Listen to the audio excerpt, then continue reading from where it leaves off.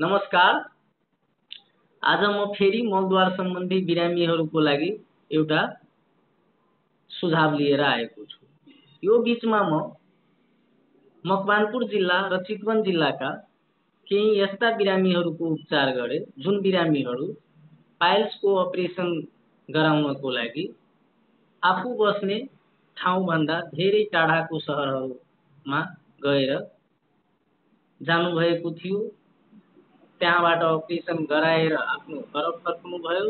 घर फर्केपछि केही बिरामीहरूको घाउमा इन्फेक्सन भयो भने केही बिरामीहरूको लामो यात्राको कारणले घाउबाट धेरै ब्लिडिङ भएको थियो।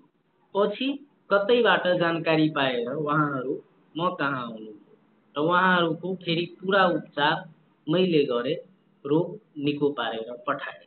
त्यसकारण त्यस्ता बिरामीहरू जो पाइल्स या मलद्वार सम्बन्धी कुनै रोगको उपचारको लागि टाढा टाढा ठाउँमा गएर उपचार गर्ने सोचमा हुनुहुन्छ भने उहाँहरूलाई नै सचेत पार्नको लागि मैले यो जानकारीमूलक भिडियो लिएर आएको छु।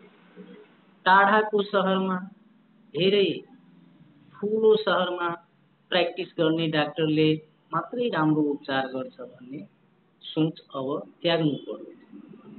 तपाईको नजिकैको सहरमा नजिकैको ठाउँमा प्र्याक्टिस गर्ने डाक्टरले पनि राम्रो उपचार गरिराख्नु भएको हुन्छ। आखिर सबै डाक्टरहरूको डिग्री त्यही हुन्छ, अध्ययन त्यही हुन्छ, उपचार गर्ने प्रविधि पनि त्यही हुन्छ।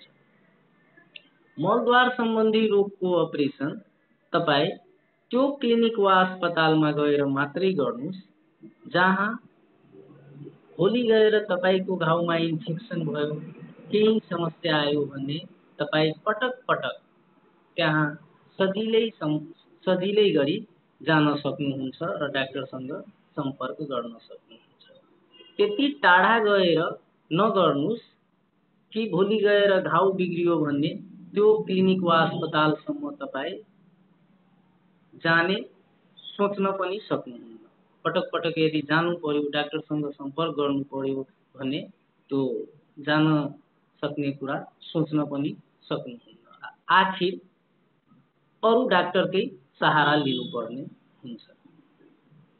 अहिले देशैभरि प्रत्येक सहरहरूमा मलद्वारको उपचार गर्ने डाक्टरहरू हुनुहुन्छ। धेरै ठाउँमा मेरै साथीहरू पनि हुनुहुन्छ।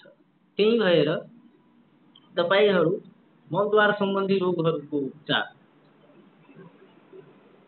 एउटा सबभन्दा पहिला त नजिककै ठाउँमा गर्नुस्।